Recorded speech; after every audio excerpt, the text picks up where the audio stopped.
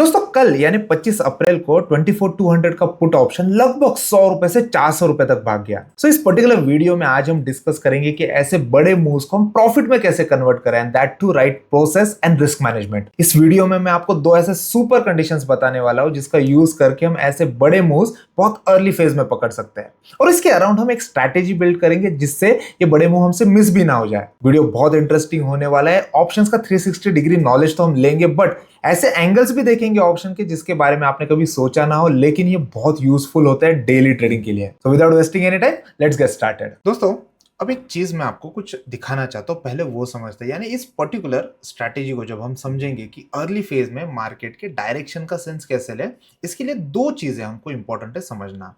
एक, price action itself कि अब प्राइस एक्शन क्या कर रही है, ठीक है, और रिलेटेड टू प्राइस एक्शन जब हमको पता चल जाता है कि एक किसी डायरेक्शन में ब्रेकआउट या ब्रेकडाउन आ रहा है, अब वहां पे हमको कंफर्मेशंस लेने हैं दो कंडीशंस के साथ में, जो कंडीशंस आज हम सीखेंगे।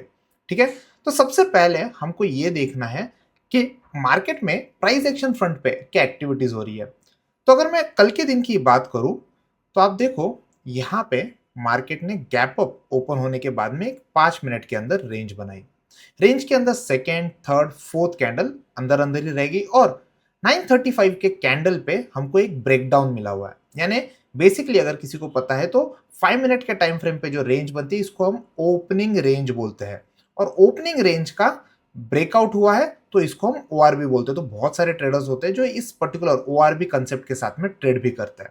अब एक चीज तो हो गई कि प्राइस एक्शन बेस पे हमको कुछ कंफर्मेशंस मिल रहा है, ठीक है। तो सिमिलरली आप क्या कर सकते हो, अर्ली मॉर्निंग में आप मार्केट में देखो कि किस तरीके की एक्टिविटी हो रही है। फॉर एग्जांपल ये प्रीवियस डे है, ठीक है, मैं इसको भी हाईलाइट करके आपको बताता हूं। ये वो पर्टिकुलर डे का लास्ट का कैंडल है जिसके बाद में नेक्स्ट डे खुला और मार्केट एक रेंज में ट्रेड करना स्टार्ट कर दिया। यानी मार्केट नीचे आया, शार्प ऊपर गया, नीचे आया, बहुत वोलेटिलिटी थी और रेंज जो पहले 5 मिनट की जो रेंज हमको दिख रही है वो काफी बार ऊपर नीचे वोलाटाइल ब्रेक भी हो गई।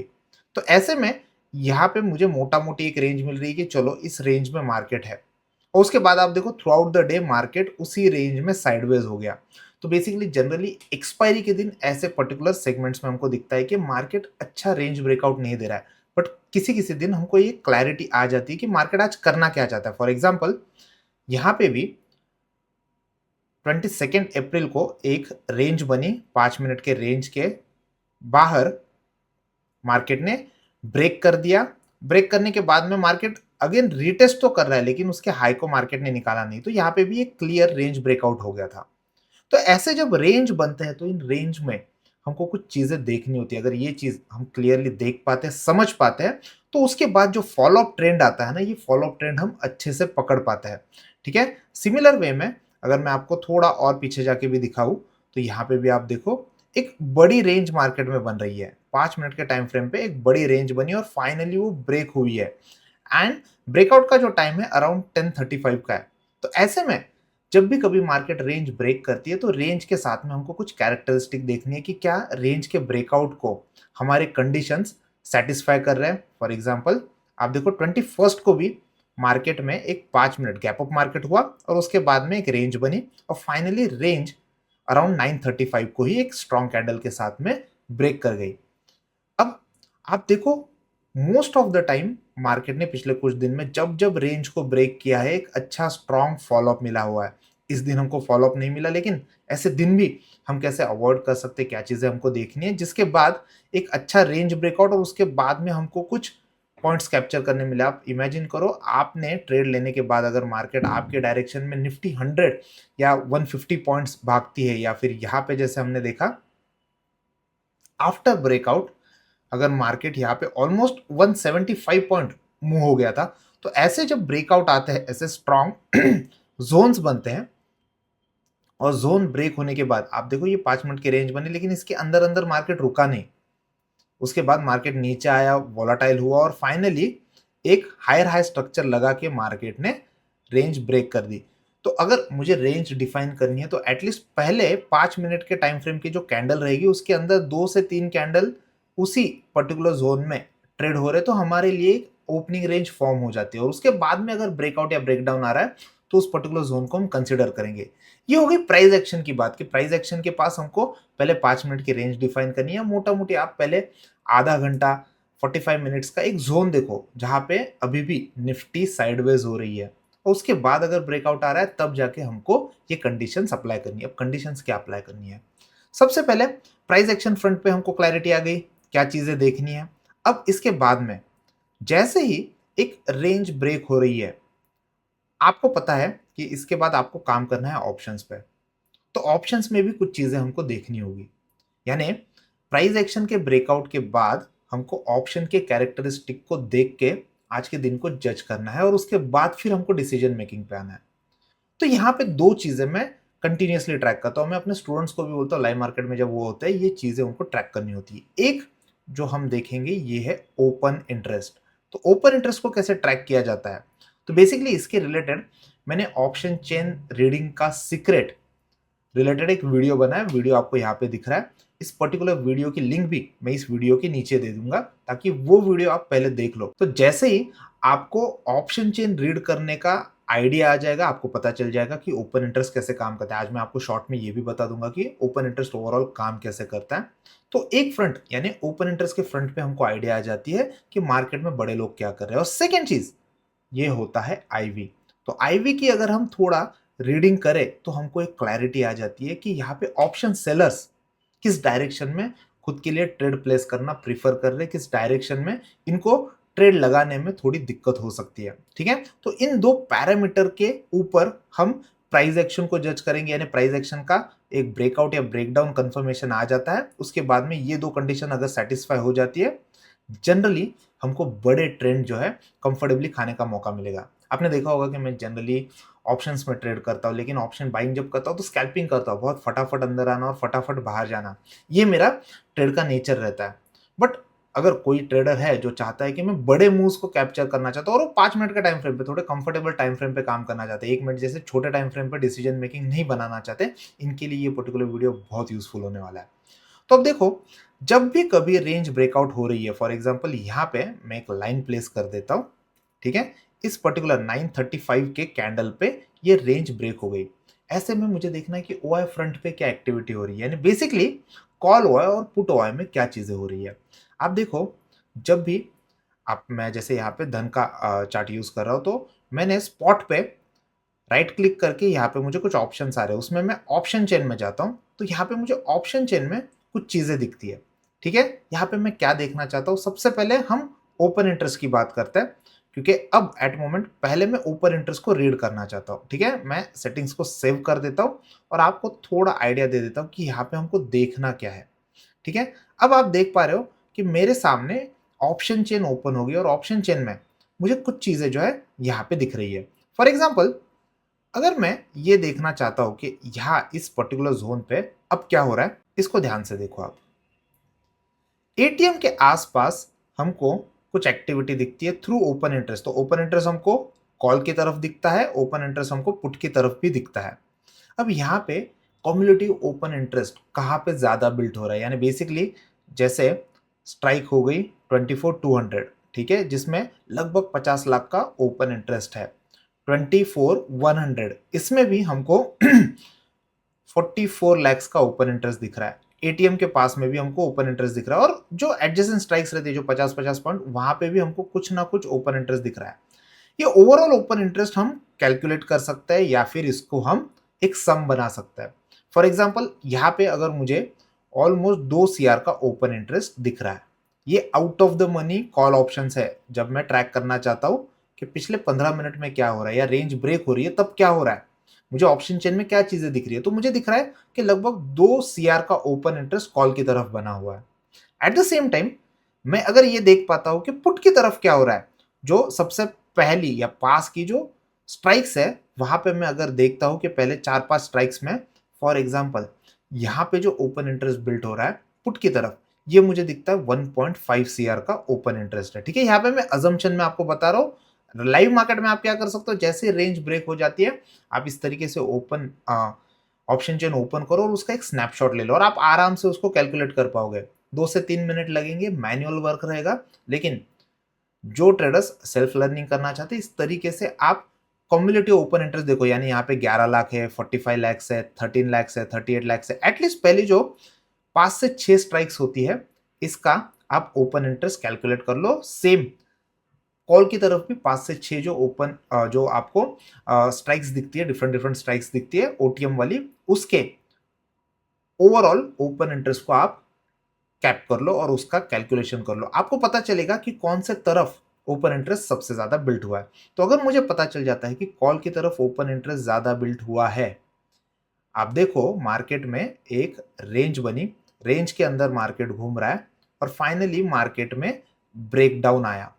जब ब्रेकडाउन आया उस पर्टिकुलर मोमेंट पे मैं जाके ऑप्शन चेन को इस तरीके से प्लेस करूंगा, वहां पे ओपन इंटरेस्ट रखूंगा। आप चाहे तो एनएससी की वेबसाइट पे भी जा सकते हो, वहां पे एनएससी की ऑप्शन चेन ओपन कर सकते हो और उसका एक स्नैपशॉट ले लो, स्क्रीनशॉट ले लो और उसके बाद आराम से कैलकुलेटर लेके आउट ऑफ द मनी पहले 6 स्ट्राइक्स जो रहेगी उसके ओपन इंटरेस्ट को आप सम बना लो। कॉल का ओपन इंटरेस्ट एक जगह पे लिख लो, पुट का ओपन इंटरेस्ट लिख लो और देखो कंपेयर करके कौन से साइड में ओपन इंटरेस्ट ज्यादा बिल्ट हुआ है। अगर मार्केट डाउन डायरेक्शन में जा रहा है और आपको कॉल की तरफ ओपन इंटरेस्ट उस पर्टिकुलर कंसोलिडेशन में ज्यादा दिख रहा है, दैट मीन्स कि मार्केट में जो ये ब्रेकडाउन आया है ये मोस्टली वैलिड ब्रेकडाउन है, क्योंकि ओपन इंटरेस्ट भी हमको यही सजेस्ट कर रहा है। देखो गलतियां कहाँ पे होती है मैं आपको ये भी बता देता हूँ। जनरली मार्केट वन वे भाग रहा है ना ऊपर, और आप जाके फिर पहले आधे घंटे में देखने की कोशिश करोगे कि मार्केट तो ऊपर भाग रहा है, अब जाके मैं ओपन इंटरेस्ट देखूंगा आपको, बट ऑब्वियसली कभी भी वहां पे पुट की तरफ ओपन इंटरेस्ट ज्यादा दिखेगा क्योंकि मार्केट ऑलरेडी भाग रहा है। तो यहाँ पे जब भी पुट ज्यादा सेल होंगे आपको मार्केट भागते दिखेगा। ऐसे में फिर हमारे लिए तो काम बचा ही नहीं, मार्केट तो ऑलरेडी भाग गया है ना, तो बड़ा मुंह तो ऑलरेडी आ गया। इसलिए कंसोलिडेशन में जब मार्केट साइडवेज रहता है उस कंसोलिडेशन फेज में ओपन इंटरेस्ट क्या कर रहा है इसकी स्टडी करना बहुत इंपॉर्टेंट होता है। अब ये हो गया मैनुअल टास्क, आप इजीली और ये कैसे कर सकते हो। तो मैं बेसिकली अब देखो ये ट्रेडस्टॉर्म का डैशबोर्ड है। मैं ट्रेडस्टॉर्म में क्या देखता हूं, जैसे मुझे निफ्टी 50 का ओपन इंटरेस्ट समझना है कि भाई ओपनिंग रेंज, ये मेरे लिए मार्केट की एक ओपनिंग रेंज थी और ओपनिंग रेंज 933 के बाद ब्रेक हुई, यानी बेसिकली ये 3 मिनट के कैंडल पे हो रही है। तो मैं यहां पे देखने की कोशिश करूंगा कि इस पर्टिकुलर जोन में राइट इन द मॉर्निंग, इस पर्टिकुलर जोन में जब ब्रेकआउट हुआ भी नहीं है उस पर्टिकुलर जोन में क्या एक्टिविटी हो रही है। आप देखो बॉटम में आपको उस टाइम पे ओवरऑल कॉल के साइड में कितना ओपन इंटरेस्ट है वो दिख रहा है, पुट के साइड में कितना ओपन इंटरेस्ट है वो दिख रहा है। तो मुझे पता चल रहा है कि कॉल में सिग्निफिकेंटली पुट से ज्यादा ओपन इंटरेस्ट है। आप इसको समझो, अगर कॉल्स ज्यादा बिके हुए हैं, हम जब भी ऑप्शन चेन को रीड करते हैं with respect to option seller देखते हैं कि भाई ऑप्शन सेलर यहाँ पे क्या दिखना चाहते हैं। तो यहाँ पे अगर मुझे पता चल जाता है कि ज्यादा कॉल सेल हुए हैं और मार्केट नीचे ब्रेकडाउन कर रहा है, ये वैलिड ब्रेकडाउन होते हैं।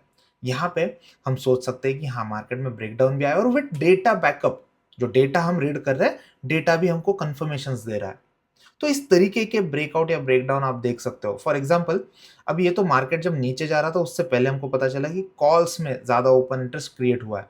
अब आप देखो मार्केट एक टाइम के बाद में बॉटम बना के बैठ गया और बॉटम बनाने के बाद में मुझे अगर पता चल जाता है कि भाई मार्केट क्या यहाँ से आगे रिवर्सल दे सकता है, तो मैंने कल के लाइव वीडियो में भी आपको दिखाया था कि बॉटम में हमने तो एक की लेवल देख लिया था, टीसीआई की इंस्टीट्यूशनल लेवल, और उसके थ्रू हमको पता चल गया था कि यहाँ से एक रिवर्सल आ सकता है। बट मार्केट कभी कभी फेजेस में ऊपर या नीचे कर रहा होता है। अगर मार्केट नीचे कर रहा है, नीचे की मूव कर रहा है, और ऐसे में अगर मैं देखना चाहूंगा कि ओपन इंटरेस्ट क्या है, तो मुझे दिख जाएगा कि ऑब्वियसली कॉल की ओपन इंटरेस्ट जो है ये ज्यादा है, उसके कंपेयर पुट की ओपन इंटरेस्ट कम, यानी अभी भी लोग कॉल सेल कर रहे हैं। बट अब जब मार्केट फाइनली एक रिवर्सल लेने में, तो ऐसे में क्या चेंज इन हैंड हो रहा है ये देखना बहुत इंपॉर्टेंट होता है। तो ऐसे में अगर मार्केट जैसे ही फर्स्ट साइन ऑफ रिवर्सल दिखाता है, मैं देखने की कोशिश करूंगा क्या यहाँ पे अब लोग अपने पोजीशन चेंज कर रहे हैं। तो मुझे दिख रहा है कि यहाँ पे अब पुट में लोग बहुत ड्रास्टिकली सेलिंग कर रहे हैं, कॉल्स में एज कंपेरेटिवली सेलिंग नहीं हो रही। आप बोलोगे नहीं मार्केट तो ऊपर जा रहा है करके समझ में आ रहा है, हमको मार्केट को एक कंसोलिडेशन फेज में देखना होता है कि भाई कंसोलिडेशन में क्या हो रहा है। अगर हमको पता चल जाता है कि कंसोलिडेशन में clearly market change of hand कर रहा है, तब हम रिवर्सल पकड़ सकते हैं। तो आप अर्ली मॉर्निंग के फेज में भी ये देख सकते हो कि मार्केट में क्या हो रहा है। बाय द वे कल के दिन की बात करूंगा तो मार्केट गैप अप हुए थे, जनरली गैप अप मार्केट में हमको दिखता है कि नीचे में लोग बाइंग कर रहे हैं, बट फिर भी उस कंसोलिडेशन जोन में टूटने से पहले ही हमको दिख रहा था कि यहाँ पे कॉल सेलिंग ज्यादा हो रही है। तो हमको क्लैरिटी आ गई कि मार्केट में ऊपर में कोई तो कॉल सेलिंग कर रहा है, सेलिंग प्रेशर बना रहा है, और ऐसे में मार्केट ने एक वैलिड ब्रेकडाउन दे दिया और उसके बाद में एक सुपर सेलिंग का मूव आ गया। अब ये तो हो गई ओपन इंटरेस्ट की बात है, तो हम यहाँ पे क्लियरली पता कर सकते हैं कि कहाँ कहाँ पे हम ओपन इंटरेस्ट को यूज करके मार्केट के कंसोलिडेशन फेजेस देख सकते हैं और उसके सामने ओपन इंटरेस्ट ट्रेड कर सकते हैं। अब दूसरी बात जो सेल्फ स्टडी की बात है, बहुत इंपॉर्टेंट बात है, ये है आईवी रिलेटेड। तो पहली चीज तो हमको पता चल गई कि ओपन इंटरेस्ट वैलिड है और वो प्राइस एक्शन के इनलाइन जा रहा है। अब दूसरी चीज आती है आईवी, यानी basically implied volatility. Implied volatility भी ऑप्शन सेलर के एट मोमेंट जो उनका माइंडसेट है उसको बहुत क्लियरली डिफाइन कर रही होती है। तो इसको कैसे समझना है, इसको हम अभी थोड़ा अंडरलाइन करते हैं। अब देखो दोस्तों, यहाँ पे मैं पहले तो फिर से एक बार ऑप्शन चेन में आता हूँ। ऑप्शन चेन में आने के बाद में कुछ चीजें जहां पे मुझे ये दिख रही है, इसको हम थोड़ा समझ लेते हैं। सबसे पहली चीज, मैं फिर से सेटिंग में आता हूँ, इसको पहले तो थोड़ा छोटा कर लेता हूँ, सेटिंग में आता हूँ। अब मैं ओपन इंटरेस्ट तो समझ गया हूँ कि कहाँ पे कितना बिल्ड हो रहा है, मैंने उसका स्क्रीनशॉट भी ले लिया। अब हम आईवी को समझेंगे, और आईवी बहुत इंटरेस्टिंग फैक्टर होता है जिसके थ्रू हमको एक क्लैरिटी आ जाती है कि ऑप्शन सेलर करना क्या चाहता है। ठीक है, अब यहाँ पे आप थोड़ा समझो, ये जो अभी का आईवी हमको दिख रहा है, ये आईवी जो है ये डे के एंड का आईवी है। अब यहाँ पे क्या चीज है जो मैं देखने की कोशिश कर रहा हूं, मैं आपको थोड़ा आइडिया दे देता हूं। सबसे पहली चीज आप ये देखो कि ओवरऑल आईवी में चेंजेस क्या आए हुए हैं। ठीक है, तो यहाँ पे मुझे -11% दिख रहा है। जनरली मैं चाहता हूं कि मार्केट में जब हम ऑप्शन बाइंग करें तब आईवी जो है ये बढ़े।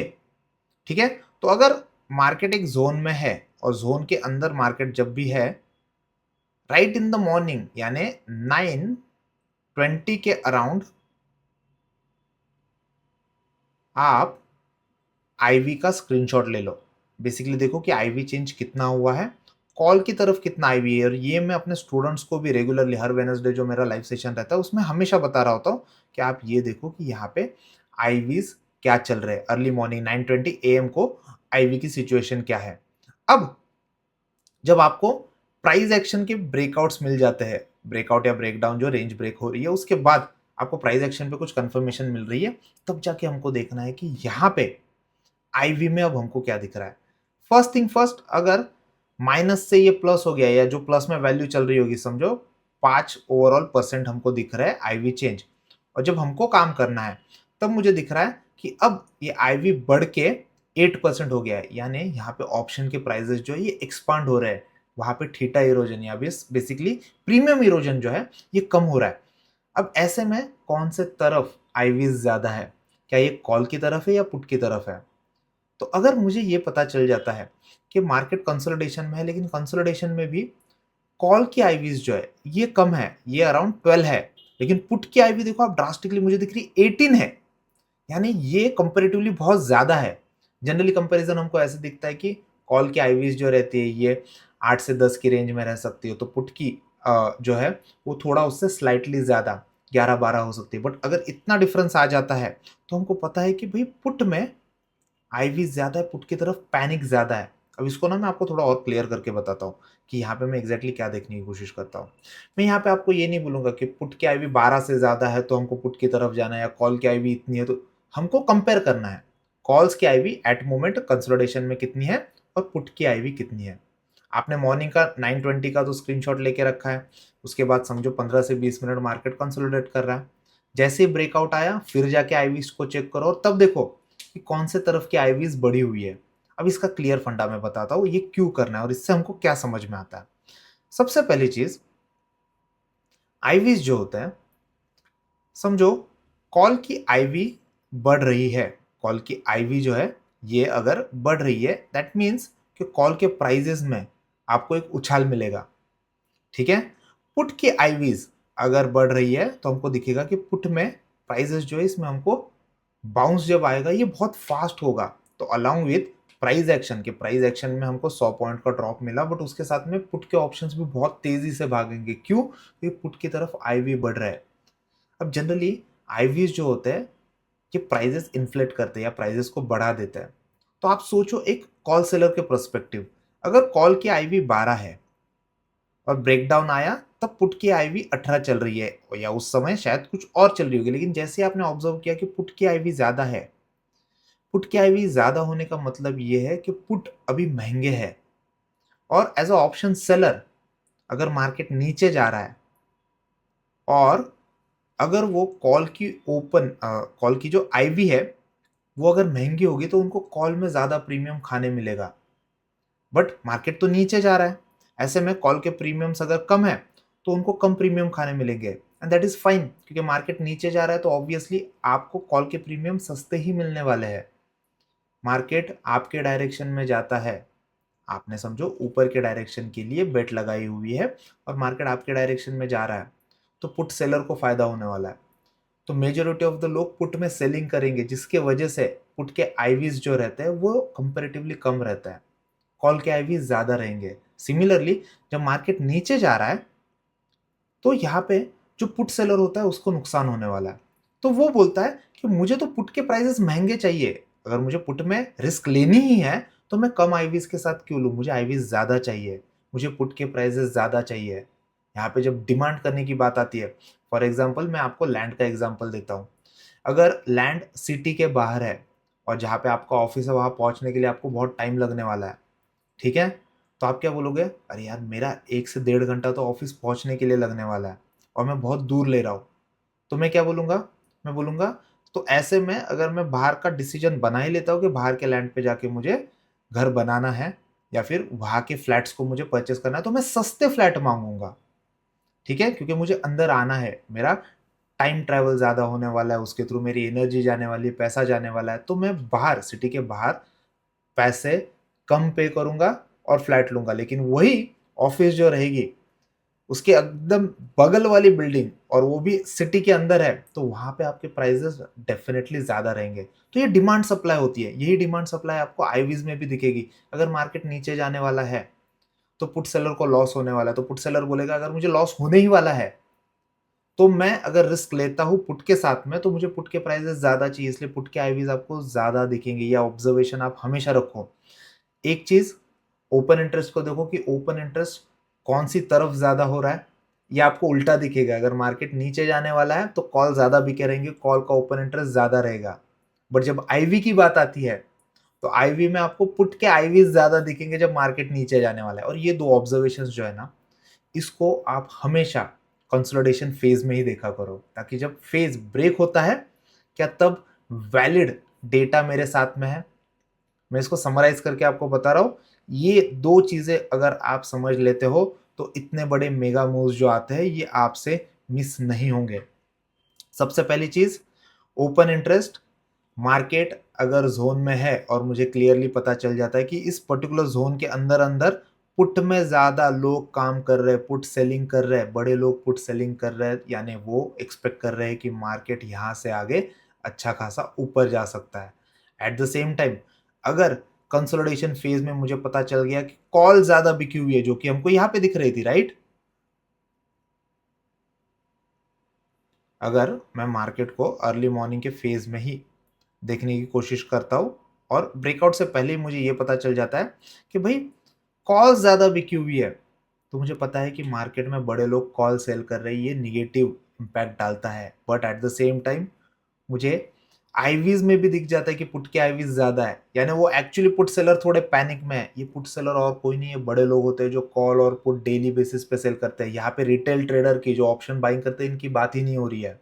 ये वो लोग हैं जो ज्यादा बड़ा पैसा लेके आते हैं, बड़ी रिस्क लेके आते हैं, क्योंकि ऑप्शन सेलिंग में रिस्क ज्यादा रहती है। तो ऐसे टाइम पे वो अपने लिए फेवरेबल कंडीशंस ढूंढेंगे। आपको ये थ्रू आईवी दिख जाता है, तो आपको अगर पता चल गया कि पुट के आईवी ज्यादा है, चांसेस है कि मार्केट उस डायरेक्शन में भाग सकता है। तो कंडीशंस कब अप्लाई करने, कंडीशंस तब अप्लाई करने जब मार्केट खुलने के बाद में एक रेंज बना रहा होता हूँ, ठीक है। देखो, जब हम स्कैल्पिंग की बात करते हैं ना, स्कैल्पिंग के लिए आप अलग सेटअप यूज कर सकते हो। स्कैल्पिंग में आपको तुरंत अंदर और तुरंत बाहर जाना है, वहां पे आईवीज क्या चल रहा है, वहां पे ओपन इंटरेस्ट क्या चल रहा है, इसका कोई लेना देना नहीं होता है। आपका सेटअप दिख गया, आपको एक अच्छा ब्रेकआउट ब्रेकडाउन दिख गया, क्विक मूव लेके बाहर आना होता है, तो उसके कंडीशंस अलग हो सकते हैं। वो मैं आपको डेली लाइव ट्रेडिंग में आपको बता भी रहा होता हूँ। लेकिन बड़े मूव जब खाने होता है तो अलॉन्ग विथ प्राइस एक्शन ये डेटा कंफर्मेशन लो, जब जब आप डेटा कंफर्मेशन लेते हो और उसके बाद आपको इस तरीके के वैलिड ब्रेकआउट या ब्रेकडाउन दिखते हैं, जनरली चांसेस बहुत अच्छे हैं कि आपको एक सुपर मूव मिल जाएगी। जिस दिन की मैं बात कर रहा हूं, यहाँ पे रेंज नहीं बनी थी, ठीक है। यहाँ पे आप देखो, यहाँ पे रेंज बड़ी नहीं बनी थी। रेंज यहाँ पे पहले 5 मिनट के अंदर मार्केट रुका ही नहीं, तुरंत नीचे आया, ऊपर आया, नीचे, ऊपर, यानी ये हायर हाई बना रहा था मार्केट, हायर लोज बना रहा था, और फाइनली ये ब्रेक कर गया इस कैंडल पे। अब जो ब्रेक हुआ ना, ये प्रीवियस डे के भी हाई के ऊपर ब्रेक हुआ। आप देखो प्रीवियस डे का ट्रेडिंग सेशन इसने एक कैंडल में तोड़ा हुआ है, आज के दिन का एक कंप्लीट जोन भी इसने तोड़ा हुआ है। अब ऐसे टाइम पे मैं देखने की कोशिश करता हूँ ओपन इंटरेस्ट क्या बता रहा है, कि ओपन इंटरेस्ट में अगर मुझे दिख गया कि अच्छे खासे पुट सेल हुए हैं कॉल के कंपेयर, तो एक वैलिडिटी मुझे ओपन इंटरेस्ट फ्रंट पे आ गई। एट द सेम टाइम जब ये हो रहा है, तब अगर मुझे पता चल जाता है कि इसी पर्टिकुलर जोन में कॉल्स के आईवीज ज्यादा है एज कंपेयर टू पुट के आईवीज, कॉल के आईवीज ज्यादा है, जनरली ये ब्रेकआउट जो रहते हैं बहुत सॉलिड हो जाते हैं। और उसके साथ आप देखो, छोटे से रिस्क के साथ में अगर मुझे काम करना है, तो जो ब्रेकआउट की कैंडल वैलिडेशन मिली, जो फर्स्ट स्विंग लगा था, उस स्विंग के सामने हम काम कर सकते हैं। आप देखो उसके बाद में बढ़िया से एक मुंह कैप्चर करने मिली। तो बीइंग अ स्कैल्पर मैं इतने बड़े मुंह नहीं खाता हूं, मुझे एक से दो कैंडल भी बड़े अच्छे खासे मिल गए, एक एक मिनट वाले मेरा काम हो जाता है। लेकिन जिन लोगों को बड़े मुंह खाने हैं, और वो भी 5 मिनट के टाइम फ्रेम पे कंफर्टेबली खाने हैं, उनको ये पर्टिकुलर चीजें अपने ट्रेडिंग में इंप्लीमेंट करनी है। आप देखो आगे जाके आप बैक टेस्टिंग तो नहीं कर सकते हो, लेकिन फॉरवर्ड टेस्टिंग जरूर कर सकते हो कि इस तरीके के कंडीशन फॉर्म हो रहे हैं क्या, और जब जब हो रहे हैं आप वहां पे काम करने का मौका ढूंढो। अब देखो सिंपली आप क्या कर सकते हो, जैसे ही एक रेंज फॉर्म हो गया, आपको पता चला कि मार्केट में एक दो तीन कैंडल ये अब साइडवेज ही चल रहा है, आप क्या कर सकते हो, आप यहाँ पे आके प्राइस अलर्ट लगा के रख सकते हो, ठीक है। तो बेसिकली हमको क्या करना है, मुझे यहाँ पे देखना है कि प्राइस एक्शन पे मुझे कुछ अलर्ट लगाना है। कहाँ पे अलर्ट लगाना है मुझे, तो मुझे एक अलर्ट लगाना है 24005 के ऊपर, तो मैं यहाँ पे 24005 लगा दूंगा, एक अलर्ट क्रिएट हो गया। दूसरा अलर्ट मुझे नीचे का लगाना है, ये कहाँ पे लगाऊंगा मैं, 23911, तो यहाँ पे जाके मैं फिर से एक अलर्ट लगा देता हूँ 23911 का, ठीक है। तो मार्केट जैसे रेंज बना लेता है, आप रेंज के बाद पहले 5 मिनट की कैंडल हो या एक कंसोलिडेशन चल रहा हो, कंसोलिडेशन का हाई और लो आप इस तरीके से अलर्ट लगाओ। द मोमेंट मार्केट ये ब्रेक करेगा, आपको अलर्ट आ जाएगा। अलर्ट आने के बाद वही दो चीजें करनी, और दो चीजों करने में आपको ज्यादा टाइम नहीं लगता, 2 मिनट का एनालिसिस है। मैंने आपको हिस्ट्री इसलिए इतनी सारी बताई ताकि आपको पता चले अब भाई क्यों कर रहा है, बट एक बार आपको ये पता चल गया, उसके बाद आप देखो जो बड़ी मुंह लगने वाली है इसको हम परफेक्टली कैप्चर कर सकते हैं, ठीक है। तो मैं फिर से क्विकली समराइज करवा देता हूं।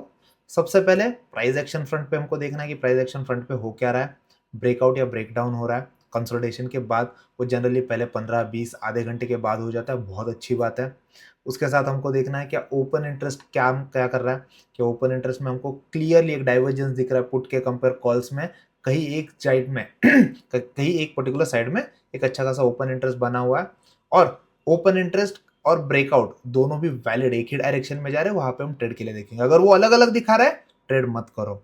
At the same time IVs भी देखो, अगर मार्केट ऊपर की तरफ फट रहा है, क्या कॉल्स के आईवीज ज्यादा है एज कंपेयर टू पुट के आईवीज, और सुबह के मॉर्निंग के 920 के आईवीज के हिसाब से अगर आईवीज बढ़ रहा है, तो वो एडेड एडवांटेज है। ये दो चीजें आपके डायरेक्शन में जा रही है, आप मेगा मूव के लिए रेडी हो। आई होप इस पर्टिकुलर वीडियो से थोड़ा शायद आपको कॉम्प्लिकेशन लग सकता है कि ये चीज़ें देखनी ज़रूरी है, बिल्कुल ज़रूरी है। बड़े मुंह खाने हैं, इतने इजीली पैसा नहीं बनता है, कुछ चीज़ें आपको एंड ऑफ द डे करनी पड़ेगी, स्टडीज करने पड़ेंगे, ऑब्जर्वेशंस रखने पड़ेंगे, और ये ऑब्जर्वेशंस आप देखो आगे जाके भी वैलिड हो रहे हैं क्या। अगर ये वैलिड हो रहा है, तो उसके जाके आगे आप एक कंफर्टेबली ट्रेड खुद के लिए ढूंढ सकते हो। मिनिमम 1:2 का रिस्क रिवॉर्ड रेशियो लेके ही हमको काम करना है, उस हिसाब से हम ऑप्शन में अलर्ट सेट कर सकते हैं। जैसे ब्रेकआउट आया, हमने एंट्री ले ली, जो भी स्विंग लो रहता है बेसिकली। अब अगर ये ब्रेकआउट कैंडल है, तो ये स्विंग लो है, इसके सामने हमको मिनिमम 1:2 का रिस्क रिवॉर्ड रेशियो रखना है, और उसके सामने काम करना है। अगर हमको 1:2 का रिस्क रिवॉर्ड रेशियो मिल जाता है, मोर देन इनफ, ठीक है। अगर मार्केट में आप किसी भी आए हुए दिन जब आप काम करते हो, आपको अगर 170 160 पॉइंट निफ्टी में आपके डायरेक्शन में खाने मिलते हैं, आप बहुत बढ़िया काम कर रहे हो।